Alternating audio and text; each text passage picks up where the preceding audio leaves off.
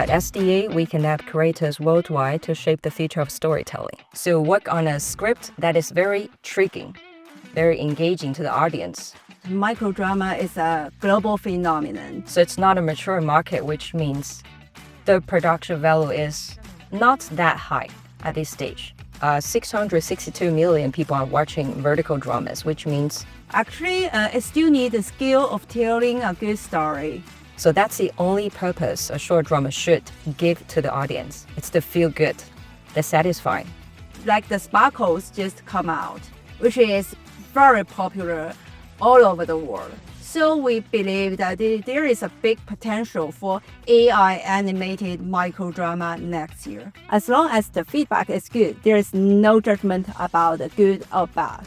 So actually the production value equals the how much you're gonna make. Microdrama is just in the dawn and going to rise maybe in next year. Russia will be a very surprising, fast-growing market because it starts from zero. So what does human want? For power, for desire, for sex, and that's something we desire. People and audience tell the benchmark right now. So it still keep fast in growing. That's a very, very interesting market, interesting industry because we didn't see any other like the entertainment industry like microdrama in such a fast growth. It's like emotional roller coaster. The beauty and the successful formula is that bring the audience to experience their like the love, hate, regrets in every episode.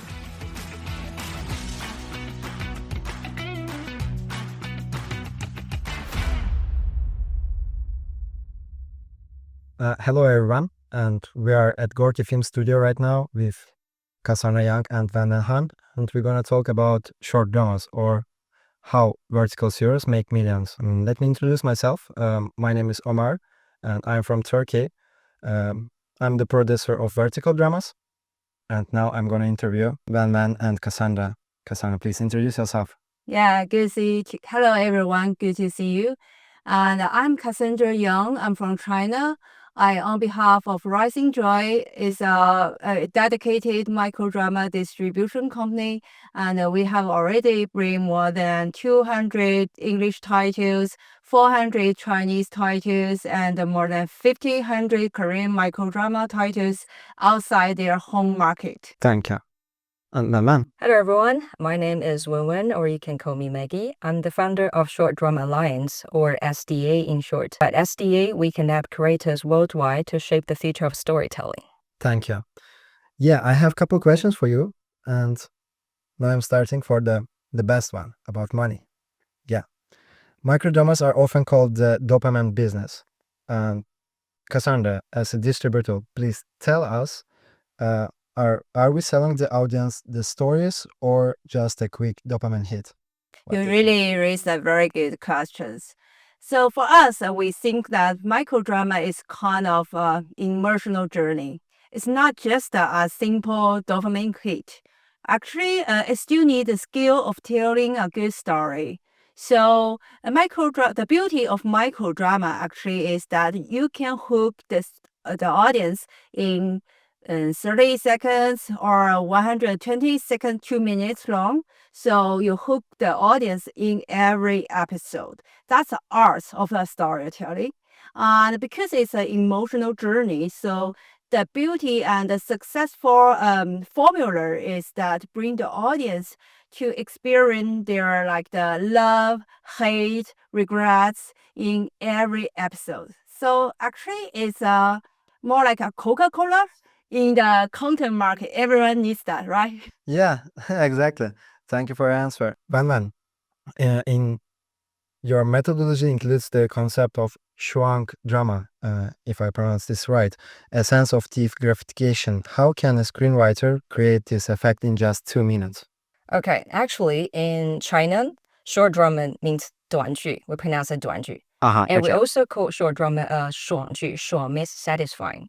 爽 is a feeling that you walk like 2 hours outside in Moscow Street and you finally grasp a hot coffee. That feeling is called 爽.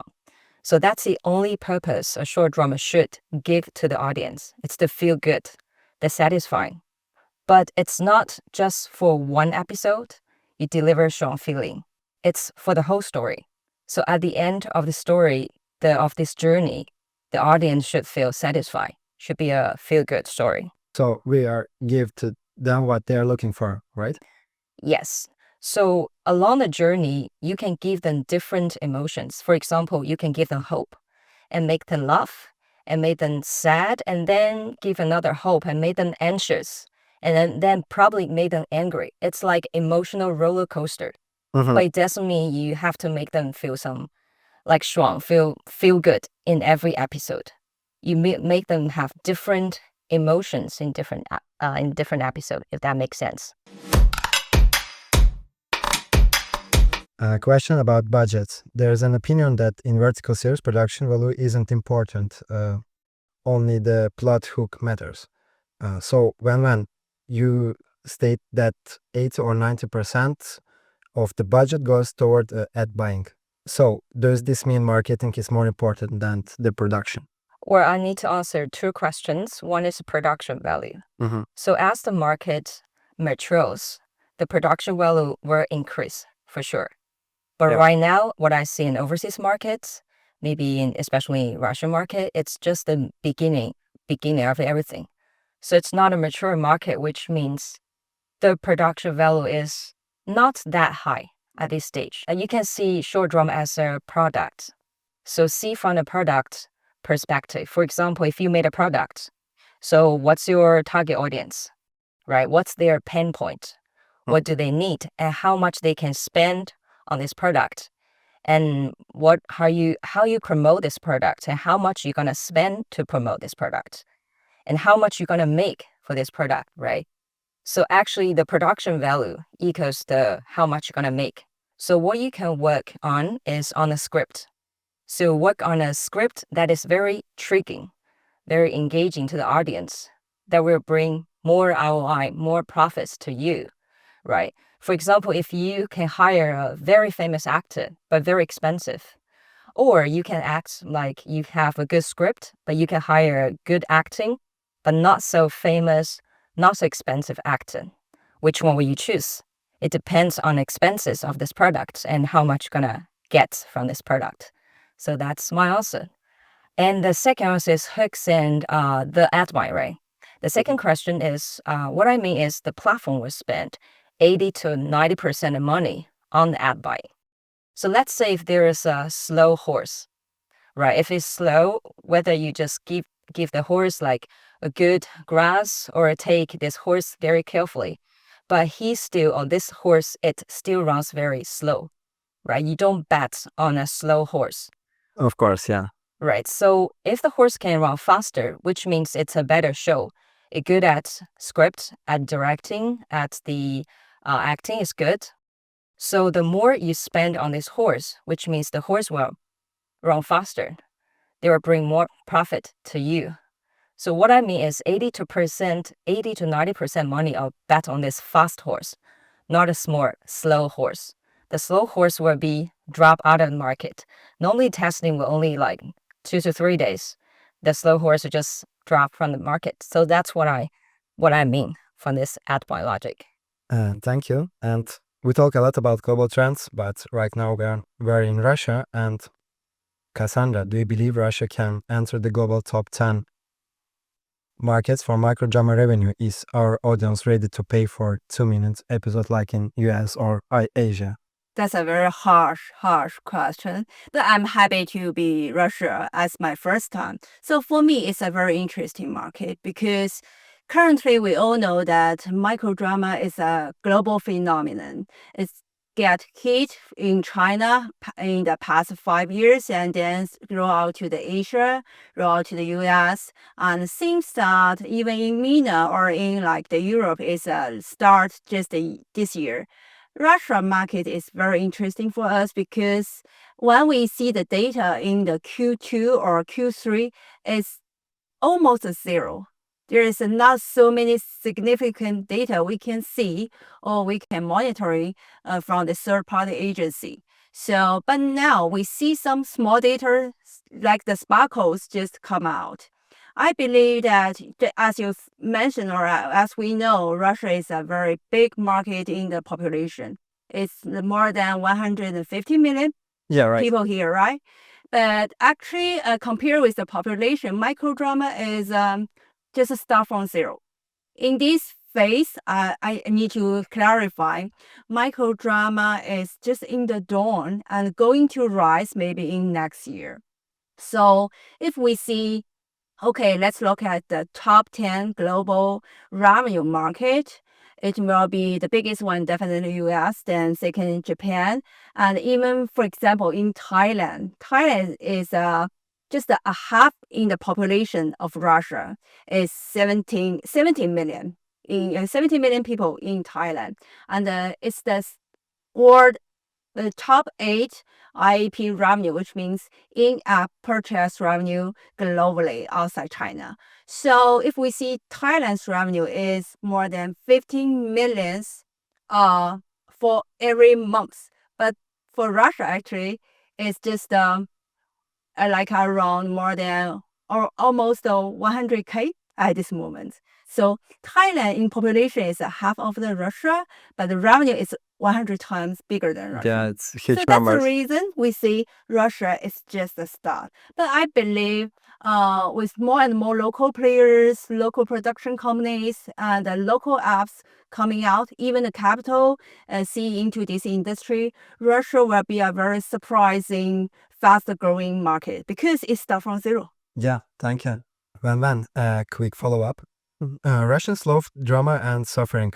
Showing formula instant gratification work here, or do we need our own version of sad dopamine, like something Dostoevsky style maybe? What do you think? Thank you for the question. It's a tough question. So let's pivot to the core of human beings. So I believe no matter our background is, or our culture background, or whatever the languages we speak, I think the core of human beings is same. So what does human want? For power, for desire, for sex, and that's something we desire. Let's say if we talk to a monkey, if we can talk to them, the monkey can understand that desire. For power, a male monkey can understand, okay, I want to be the monkey king, right? So that's something we can all relate to. The second one, the sex, to talk to our monkey, male monkey wants a pretty female monkey. That's a romance story. I think that's something we can relate to as well. So that's something we can generate dopamine hit. But I do believe some dopamines will differ slightly in different cultures. But as well as the trope or Dostoevsky style. Yeah. So based on the style, we do have a similar one, which is called regret trope. So what is regret trope? Regret trope, normally it's a male or female lead. Let's say a male lead. He was mistreated by the family. The family misunderstand him, but he contribute a lot to the family. But the family, for some reason, hurting once, and the second time, the family hurting twice, it's more severe. And the third time, and more like in a severe way, so this man kind of heartbroken, and he just walk away. And finally, the family finds out, okay, this man contributes so much to our family.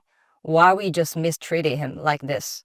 So there are regret, but this guy has already turned his back, walk away. So that's called regret trope. I think this similar to the type you mentioned.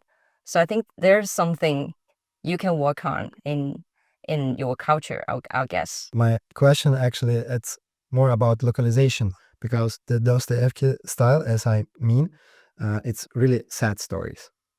Yeah. So yeah, and thank you for the answer. As I mean, those regret trope is actually a sad story in the beginning, because this guy is mistreated by his family, although he contribute a lot to the family. But for some reason, the family treated badly, for some reason, hurting once, twice, and third times. So that's a sad story in the beginning. That's something the audience may relate it to. It depends on the story. Yeah, actually, it's so close to the style I mentioned. Yeah, and everyone right now talking about AI. So Given that plot is king in microdramas, not Hollywood-level visuals, how soon will we see hits entirely generated by AI without real actors? Yeah, actually, I can give you some insights about that because we also distribute AI content at this moment. So in our catalog, we have already witnessed that AI GC or AI generated content in the microdrama actually booming in China in the Q4 this year. And there's a number that not so many people know that. Actually, in China, the AI GC always say AI microdrama has already achieved more than 2 billion USD dollar. But you know that China is a big market, so the figures is very phenomenal, it's big.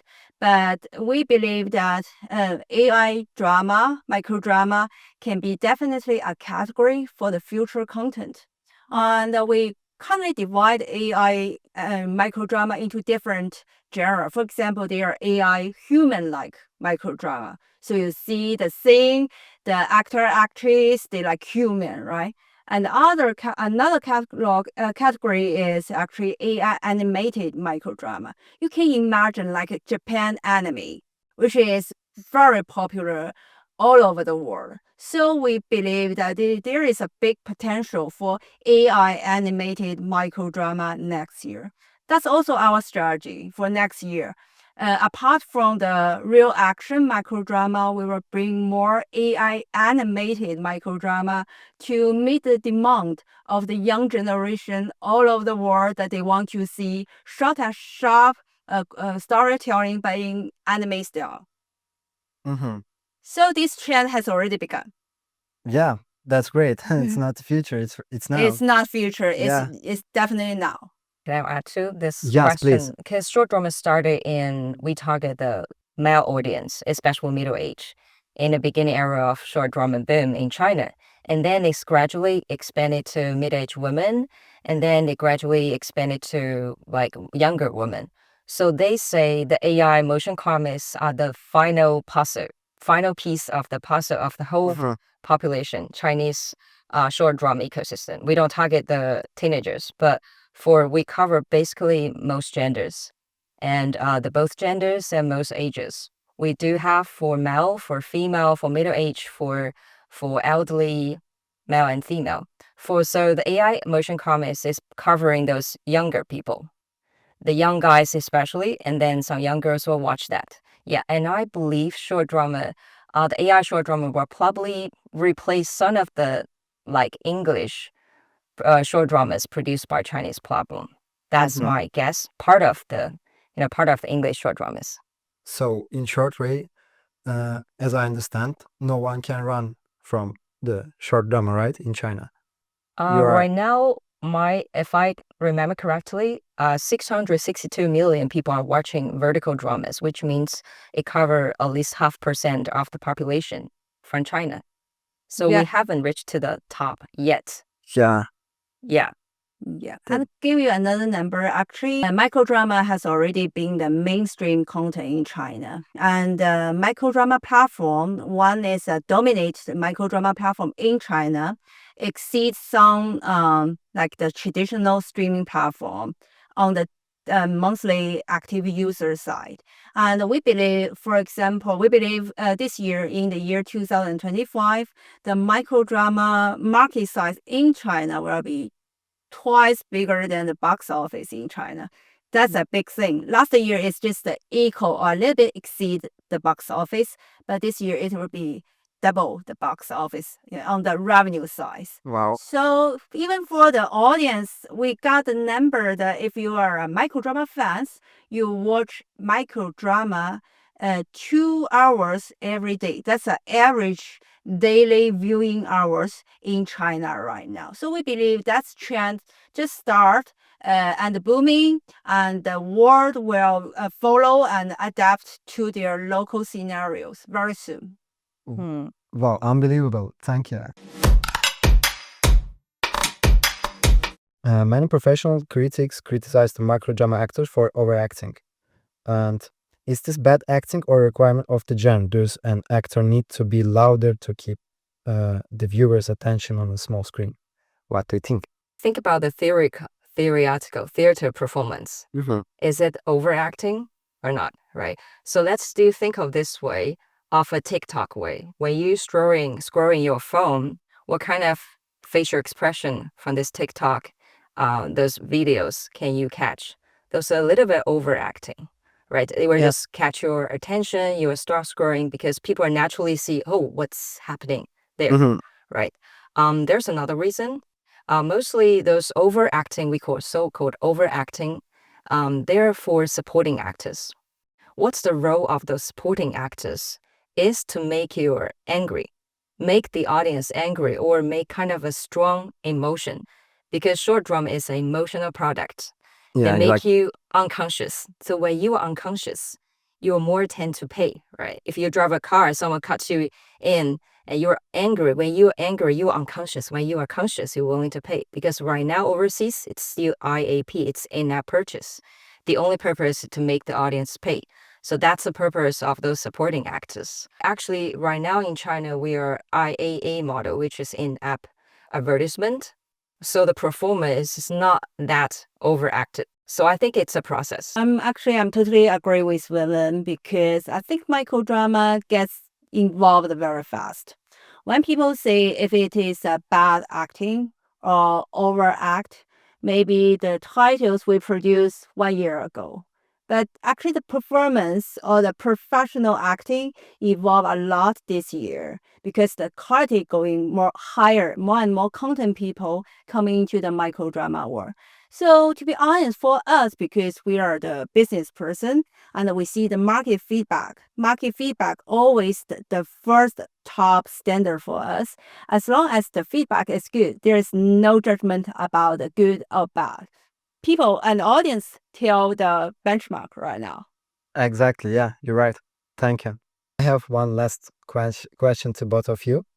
So if you could give just one piece of advice to a producer who wants to make their first million on microdramas in 2026, so what would it be? Okay. I think we need to clarify first a million of the viewership or first a million of the revenue. That will be totally different.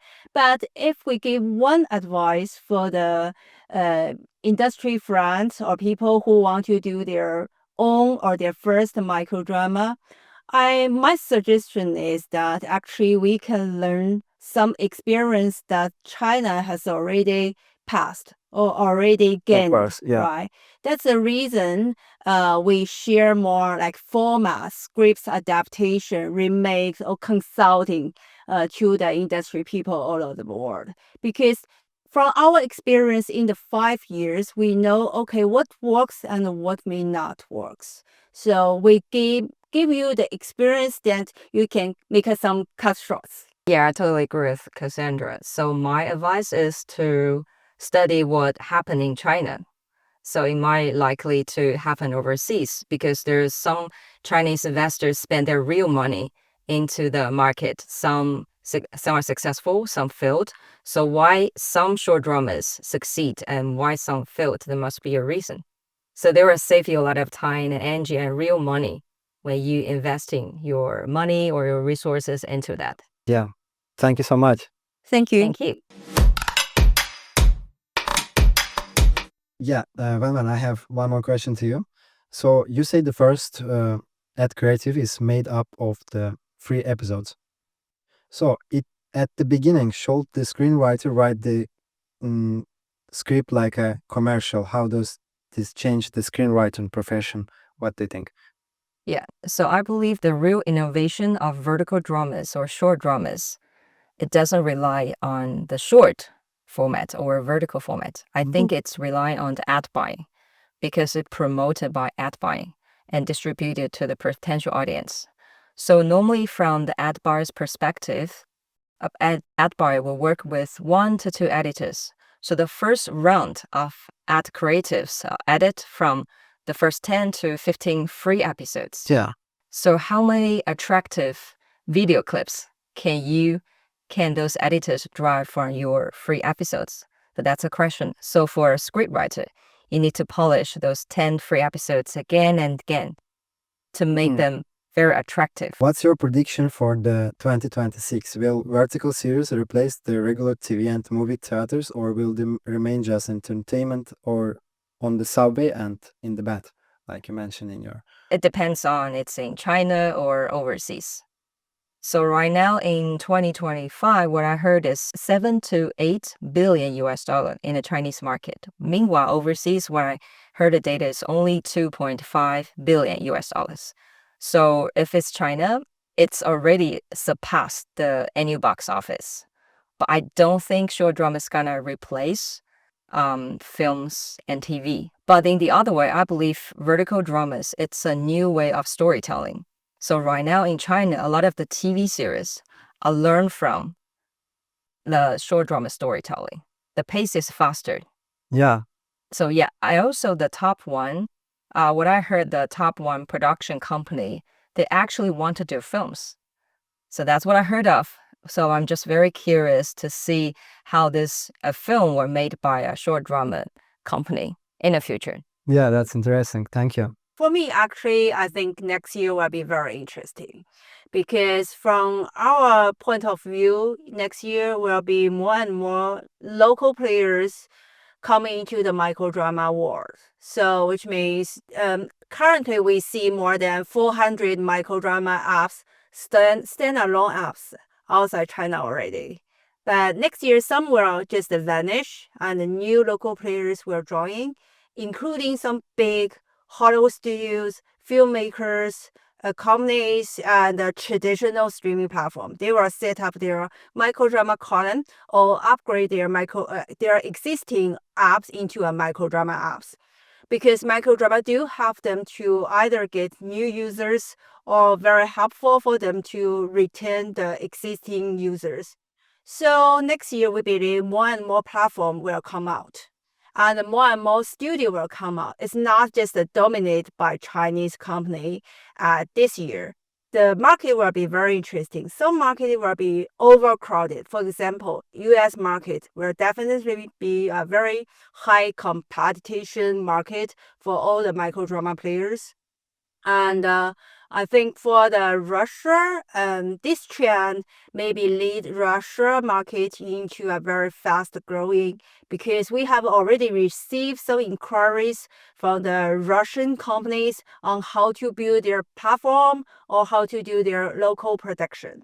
So next year, the market will be more noisy than this year. And of course, the revenue size, the downloads number will keep growing. And just as Wewen said, this year, the market outside China is around 2.5 billion USD. Even more optimistic is 3 billion USD if we counting advertising revenue. But you know that the gross revenue will still go the double-digit growth in the upcoming 3 or 4 years. So by the end of 2030, in a midterm focus, we will see that it goes to 10 billion USD outside China. So it still keeps fast in growing. That's a very, very interesting market, interesting industry because we didn't see any other like the entertainment industry like microdrama in such a fast growth. Yeah, totally agree with you. Thank you. So yeah, that's the last question. And thank you both for your answers. So yeah, thank you for the listening and see you next time. Bye. Bye-bye.